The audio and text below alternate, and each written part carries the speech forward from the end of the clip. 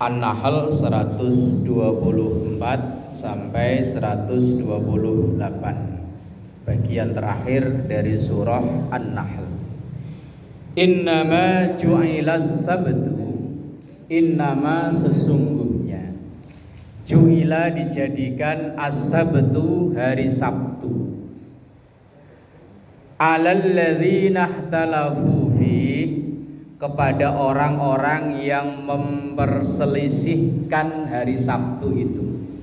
Ada apa hari Sabtu kok diperselisihkan? Setiap umat itu punya hari raya. Kalau umat Yahudi, hari rayanya hari Sabtu.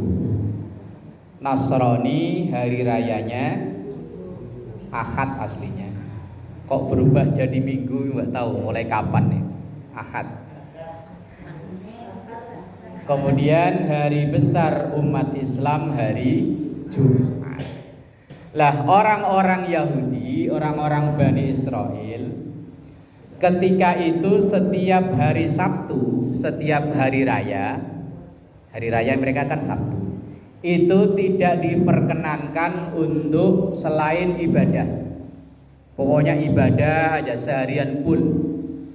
Kayak orang Bali, kalau pas hari raya Nyepi, itu kan nggak ngapa-ngapain.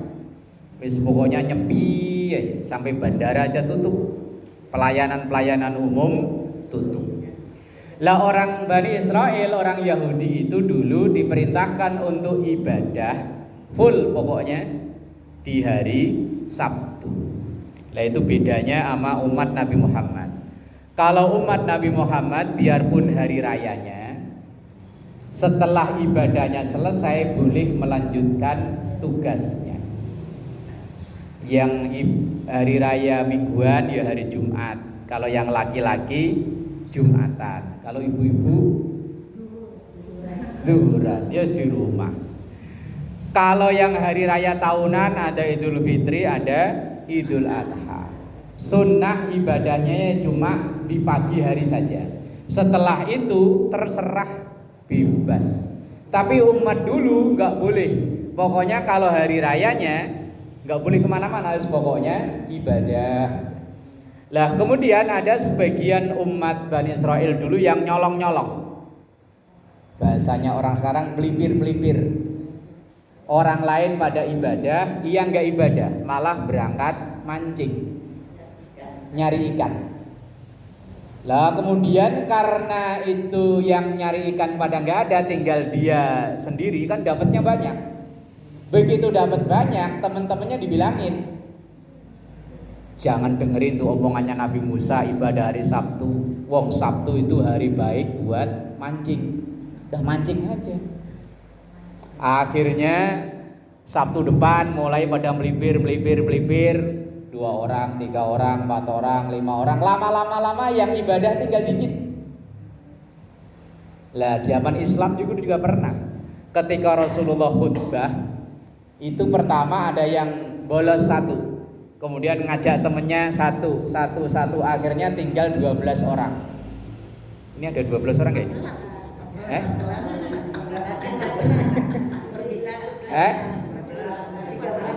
Iya kan. Lu dulu pernah zaman Nabi Muhammad tinggal 12. Awalnya banyak melipir atu. Lah umat Nabi Musa ya begitu. Pertama atu, nambah. Lah Nabi Musa itu orangnya kan terkenal keras. Begitu ditentang sama umatnya, doa mohon pada Allah, akhirnya turun kutukan. Kunu qiradatan khasiin. Orang-orang yang enggak mau ibadah dikutuk jadi monyet.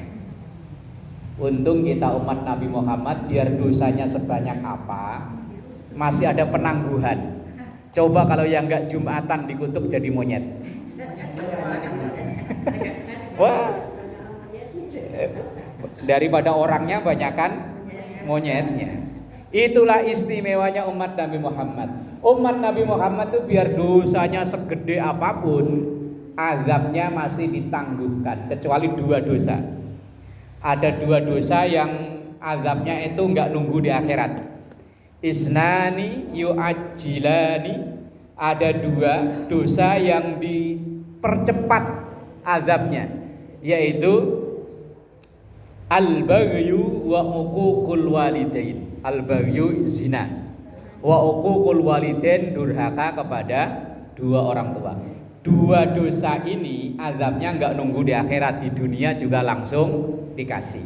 Sampai sekarang penyakit yang belum ketemu obatnya ya gara-gara zina. Orang yang berani kepada orang tuanya biar pendidikannya, gelarnya dari ujung gang sampai ujung gang sono, biar gelar akademiknya prof, DR, DRS panjang banget, tapi kalau berani sama orang tua hidupnya belangsak. Udah jaminan belangsak, biar siapapun dia dah pokoknya berani sama orang tua. Maka dalam Al-Quran wala taqul lahuma uff, mengatakan itu aja nggak boleh, apalagi sampai buat orang tua nangis. Nah, kembali ke ini, bahwa dulu umat Yahudi, umat Bani Israel itu mempertentangkan hari Sabtu. Yang sebagian ada yang mau ibadah, yang sebagian malah nyolong-nyolong berangkat mancing. Lah mereka bertentangan, tapi akhirnya wa inna rabbaka la yahkumu bainahum yaumal qiyamati fima kanu fihi yakhtalifun. Bahwa sesungguhnya Allah la yahkumu akan menghakimi, akan memutuskan bainahum di antara kalian yang bertentangan itu yaumal qiyamati, di hari kiamat.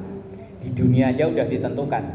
Yang nyolong-nyolong pergi gak ibadah akhirnya dikutuk jadi monyet.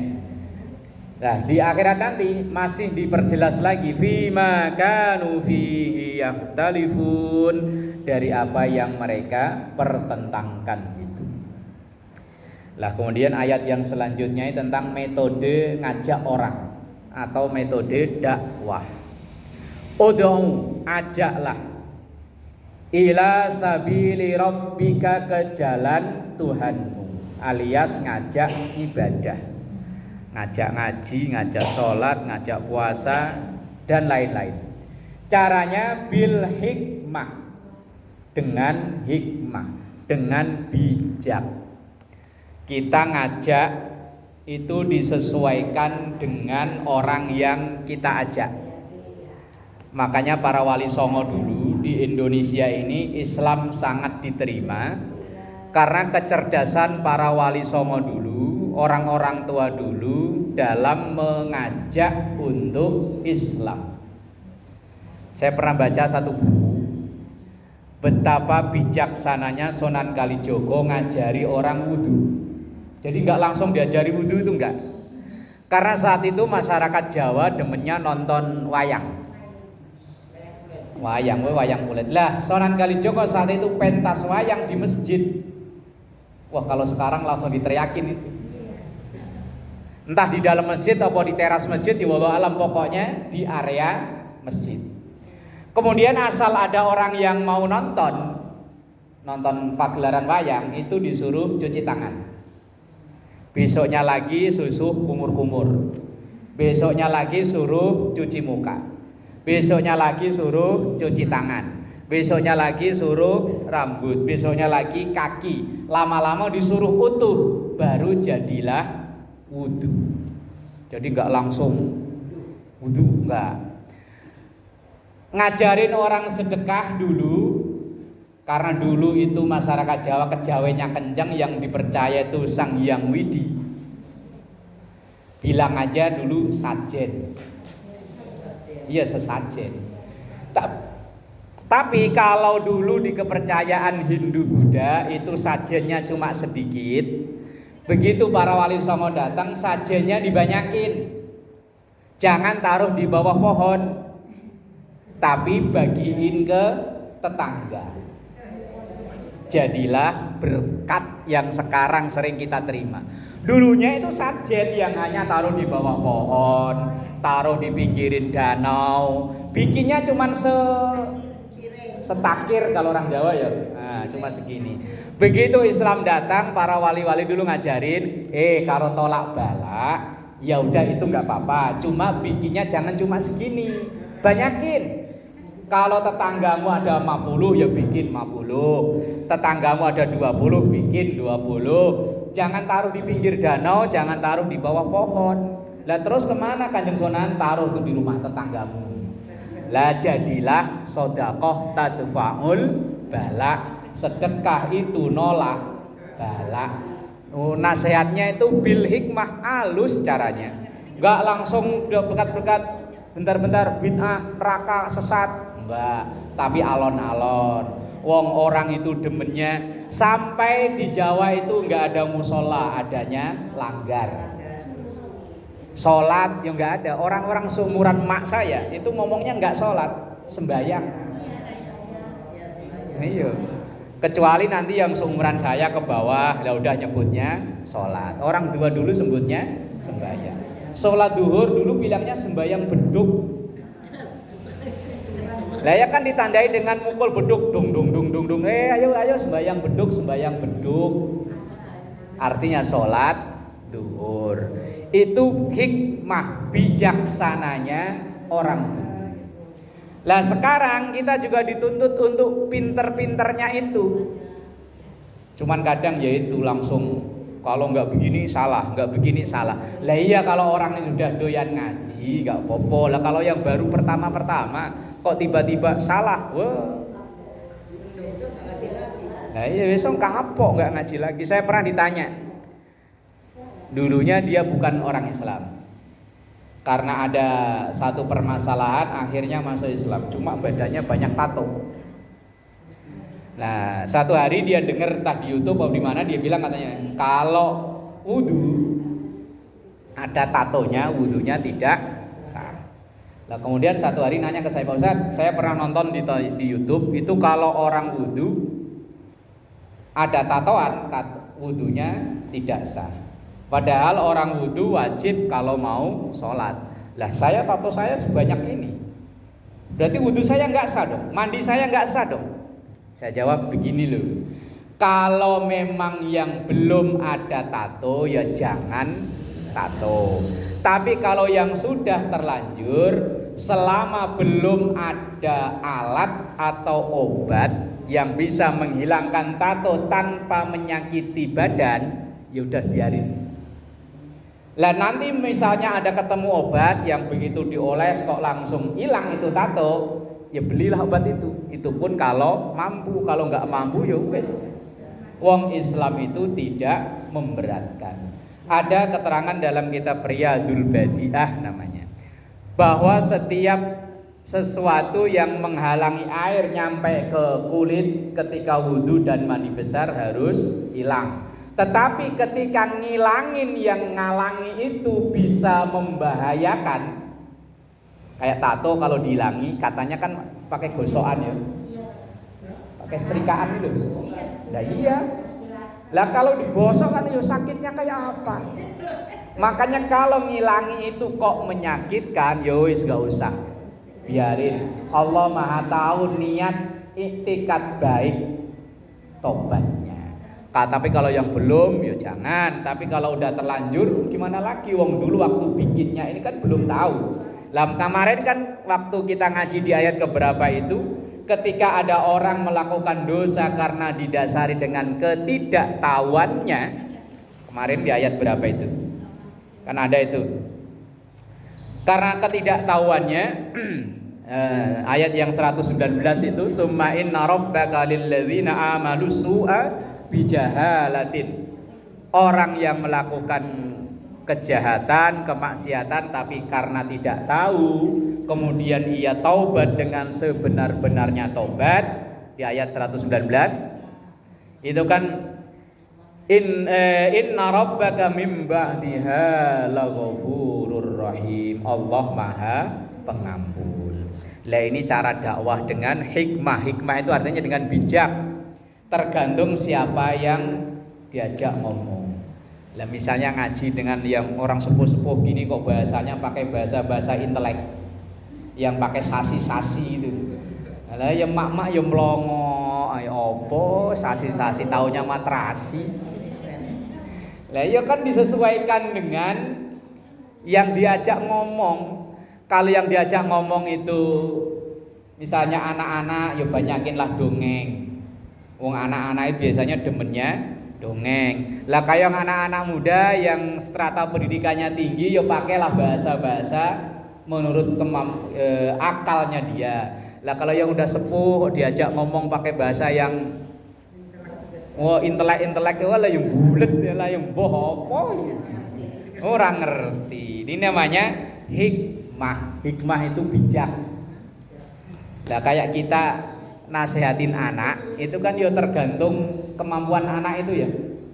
Lah anak baru SD dinasehati kayak anak SMA yo plongak-plongo. Wal mau'izatil hasanah, nasihat yang baik. Mau'izah hasanah kalau di sekarang tausiah, ceramah.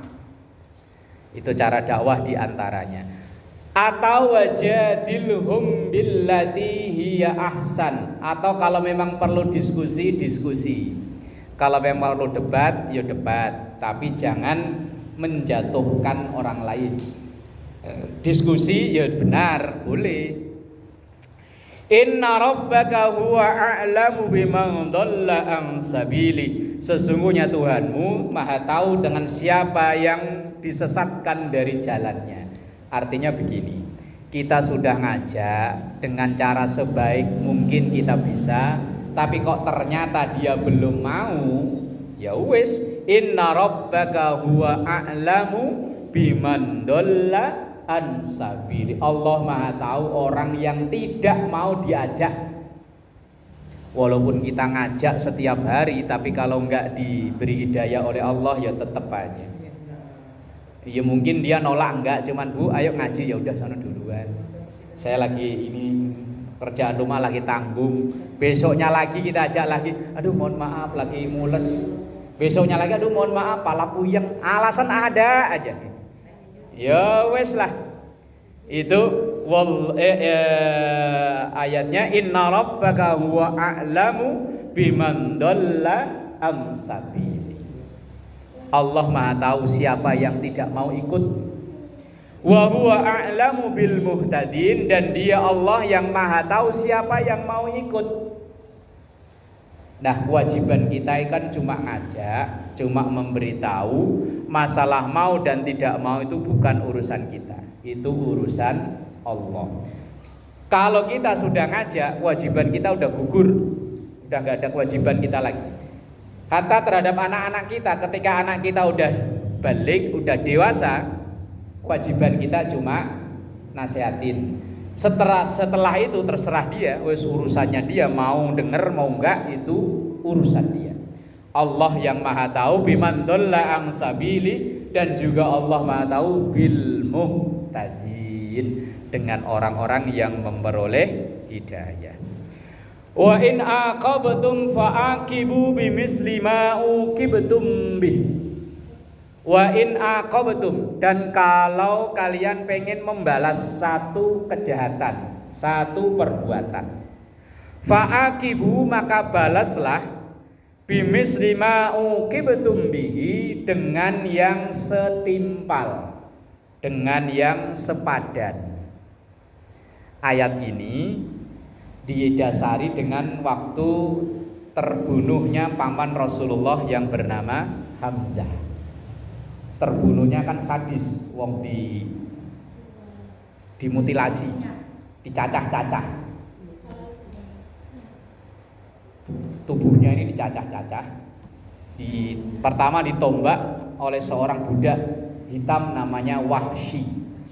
Kemudian jerohannya ini dibelek, dimakan sama perempuan namanya Hindun. Nah, kemudian setelah itu tubuhnya ini dicincang-cincang, dimutilasi kalau bahasa sekarang. Itu pamannya Rasulullah namanya Hamzah. Ketika selesai perang Uhud, Rasulullah melihat jenazah pamannya yang, ya Allah, ngeri ya. Belek, jeroannya dikeluarin, jeroannya ini dimakan, kemudian badannya kayak ikan ya. Ikan kita belikan kan belek, jeroannya di ini, terus tubuhnya dipotong-potong. Lah itu kemudian Rasulullah ngomong begini, saya akan membalas 7 kali lipat dari ini. Tapi kemudian turun ayat ini, fa in aqabtum fa'aqibu bimisli ma uqibtum bi. Kalau pengen balas ya yang setimpal, jangan berlebihan. Ini adalah firman Allah kepada Nabi Muhammad. Nabi Muhammad aja ditegur, kalau mau membalas jangan berlebihan. Ini kadang kita kalau balas kan berlebihan ya. Diomelin sekali kita membalasnya ngomel berkali-kali. Ayo kadang diomelin sekali kita membalasnya berkali-kali. Nah itu bukan ajaran Islam. Kalau ajaran Islam kalau mau balas, ya balas silahkan. Tetapi yang setimpal. Kalau dia ngomel sekali, ya balasnya sekali. Lah Rasulullah aja dulu ditegur kok. Fa in aqabtum fa'aqibu bimisli ma uqibtum bi. Kalau mau balas, ya balas silakan, tapi balas yang setimpal. Jangan berlebihan. Umumnya kadang kita enggak ya. Pembalasan tuh biasanya lebih kejam. Ayo. Walain sobartum, tapi kalau kamu mau sabar, artinya memaafkan. Lahu khairun, maka itu jauh lebih baik. Tapi kadang yo berat yo. Ada orang udah nyakiti kita berkali-kali, kok maafin tuh kayaknya yang bisa cuma di sinetron Indosiar ini. Di sinetron Indosiar itu yang tokoh utama kan dijahatin aja dari awal sampai akhir. Begitu dia menang, selesai itu sinetron. Nah iya. Kalau di dunia nyata kadang ya berat ya. Kadang orang yang disakiti, kita temennya misalnya dicurhati aja kita ikut gergeten ya. Lah iya bener Bu, saya pernah dicurhati temen. Ya temen baik, temen akrab. Nah satu hari ketahuan istrinya itu ada main dengan laki-laki lain. Lah itu saya yang kesel. Ceraiin aja kata saya. Enggak, saya pengen bimbing ya udah terserah. Tapi kalau ada apa-apa jangan cerita sama saya. Loh dia yang ngalami aja bisa sabar, kadang kita yang nggak ngalami malah nggak sabar. Jangan denger. Kita yang ngedengeri malah sewot, padahal dia yang jalani sabar. Ya iya kan, kadang kan begitu ya. Iya, yang jalani aja enggak, saya pengen tetap bertahan. Lah ngapain cerita katanya. Enggak, saya kan pengen minta pendapat. Lah kalau pendapat saya yuk, udah, ya talak tilu sekalian lah, ngapain? Biasanya kalau orang udah pernah begitu, suatu saat akan ngulang lagi, begitu lagi. Setelah setahun, 2 tahun, 3 tahun, kirain mah adem-ademan, tahu-tahu bener bubaran. Gara-gara ketahuan lagi sama temen kerjanya, ya wes lah. Lah itu kadang yang jalani aja bisa sabar, kita yang diceritain bisa sewot ya.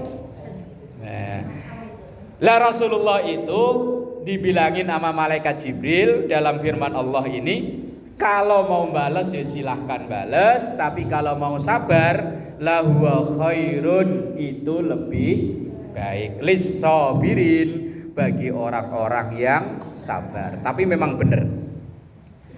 Ketika itu Rasulullah kan tahu yang membunuh pamannya itu siapa, kan tahu beliau. Namanya Wahsy, seorang budak berkulit hitam. Begitu pertama ketemu Wahsy, ya manusiawi lah ya, langsung dek, wah ini orangnya nih. Kalau pengen kita langsung pengen kita timpuk. Tetapi beliau ingat walain sobartum, kalau sabar itu lebih baik. Dan akhirnya Rasulullah memilih jalan yang kedua, enggak balas tapi sabar. Berkah sabarnya Rasulullah itu akhirnya Wahsy masuk Islam, dan Hindun yang makan jeruan pamannya itu juga masuk Islam. Coba kalau dibunuh, mati dalam keadaan kafir.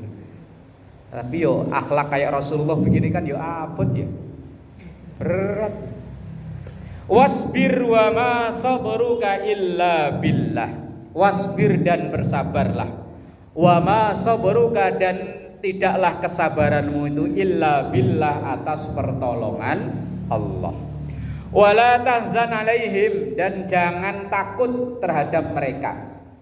Ini kalau dalam konteks kita, ya kita nggak usah khawatir, nggak usah takut kalau orang-orang yang kita ajak itu belum mau.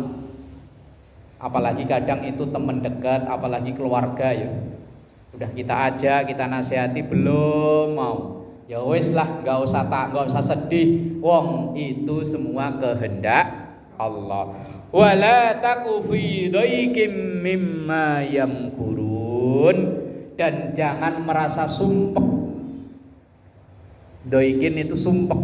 Indonesianya apa sumpek itu? Bete. Bahasa anak sekarang ya bete ya. Sumpek bete, bete ya. Ya wala taku fi doikin. Kita nggak usah merasa sumpek mimma yang kurun kalau orang yang kita ajak itu ngeles mulu. Ya terus nggak usah merasa sumpek. Ya Allah itu gimana? Ya wis biarin. Wong itu Allah Maha tahu yang disesatkan siapa, yang diberi hidayah siapa. Ini ayat kan nasihatin kita. Wala tahzan alaihim. Enggak usah ngerasa sedih. Wala taku fi doikin, dan jangan ngerasa sumpek. Apa bete tadi ya? Bener bete. Kesel. Udah jangan kesel. Yang kesel siapa? Wong dia punya pilihan sendiri-sendiri, kok ngapain kita kesel? Ya kadang apalagi itu keluarga dekat ya, entah itu anak, entah mantu, entah cucu, entah apa, kalau dinasehatin tuh ngeles aja. Neng, udah adzan di musola. Iya mak, adzan musola, adzan di jalan tabrak truk mak. Ngeles aja wis lah. Wala taku fi doikin. Gak usah kesel, gak usah sumpek, gak usah sempit hati. Nanti malah jadi penyakit ya. Wis ambil happy aja udah. Mau ya syukur, gak mau ya sudah. Ya udah, gitu aja udah. Gitu aja kok repot. Ya iya. Lah gimana lagi udah. Tugas kita kan sudah selesai. Tugas kita ngasih tahu. Neng, subuh jam 5 loh. Ya mak. Neng, udah jam 5 seperempat subuh. Lah kok sampai jam 5:30 jam 6? Udah terserah urusan mau sholat mau enggak, sama saya udah nasihatin gitu aja kok repot. Saya siram lah. Itu metode dakwah ya terserah lah pokoknya. Tapi kalau enggak mau jangan sakit hati. Wong nasihatnya Quran wala taku fi dhaikim mimma yamkurun. Kalau ia enggak mau wala taku fi dhaikin. Udah enggak usah ngerasa sempit, enggak usah ngerasa sumpek. Ya wes tadi itu. Bahasanya Gus Dur ya gitu aja kok repot. Innallaha ma'al ladzina taqaw wal ladzina hum muhsinun. Innallaha, sesungguhnya Allah, ma'al ladzina akan selalu menyertai orang-orang ittaqau yang bertakwa, wal ladzina hum muhsinun, dan orang-orang yang berbuat baik. Wallahu a'lam bissawab. Al-Fatihah. A'udzubillahi